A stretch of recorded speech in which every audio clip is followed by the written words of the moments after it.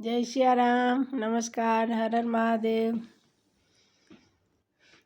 जेकरा भोला बाबा पर पूरा विश्वास हो जाला, ओकरा भवसागर से नैया बेड़ा पार हो जाला। जेकरा भोला बाबा पर पूरा विश्वास हो जाला, तकरा भवसागर से जीवन नैया पार हो जाला। एक दिन खाए खातिर रोटी मुहाल हो जाला। एक दिन खाए खातिर रोटी मुहाल हो जाला। एक दिन पूरी कचौरी तैयार हो जाला।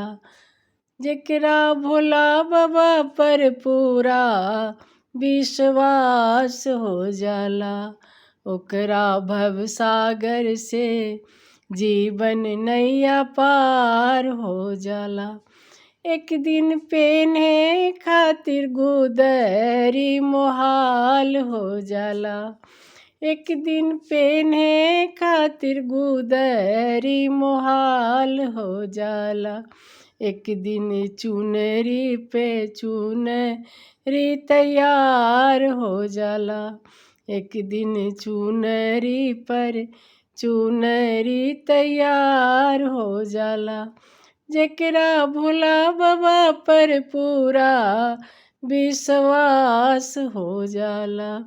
जेकरा भोला बाबा पर पूरा विश्वास हो जाला, तकरा भवसागर से जीवन नैया पार हो जाला। तकरा भवसागर से जीवन नैया पार हो जाला। एक दिन रहे खातिर मरई महल हो जाला। एक दिन रहे खातिर मरई मुहाल हो जाला। एक दिन कोठा अटारी तैयार हो जाला। एक दिन कोठा अटारी तैयार हो जाला। जेकरा भोला बाबा पर पूरा विश्वास हो जाला, तकरा भवसागर से जीवन नैया पार हो जाला। जेकरा भोला बाबा पर पूरा विश्वास हो जाला, तकरा भवसागर से जीवन नैया पार हो जाला।